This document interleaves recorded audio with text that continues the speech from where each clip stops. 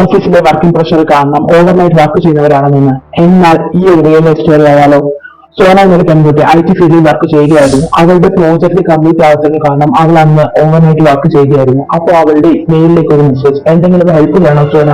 ആ വഴിക്ക് തനിക്ക് ആ മെസ്സേജ് അയച്ചിരുന്ന അവൾ ചെക്ക് ചെയ്തപ്പോൾ റാം എന്ന പേരുള്ള ഒരാളാണ് തനിക്ക് ആ മെസ്സേജ് അയച്ചിരിക്കുന്നത്. ഇതിനു മുമ്പ് റാം എന്ന പേരുള്ള ആരും തന്നെ അവർക്ക് പരിചയം ഉണ്ടായിരുന്നില്ല. അങ്ങനെ പെട്ടെന്ന് അവളുടെ പിന്നിൽ ഒരു ശബ്ദം കേട്ടു. ഞാൻ ചോദിച്ചത് കേട്ടില്ലേ, എന്തെങ്കിലും ഹെൽപ്പ് ചെയ്യണം സോന? ആരായിരിക്കും ആ ശബ്ദത്തിൽ തന്നോട് സംസാരിച്ചത്? താനല്ലാതെ ആ ഓഫീസിൽ മറ്റാരും തന്നെയില്ല.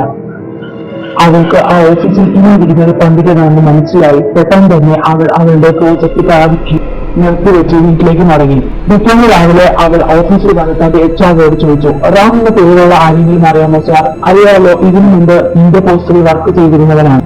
2 വർഷം മുമ്പാണ് അവൻ മരണപ്പെട്ടത്. ഓവർനൈറ്റ് ഷിഫ്റ്റ് ഇനിയും ചെയ്യില്ലേ? നിങ്ങളാണെങ്കിൽ ഇനി ആ ഓഫീസിൽ വർക്ക് ചെയ്യും.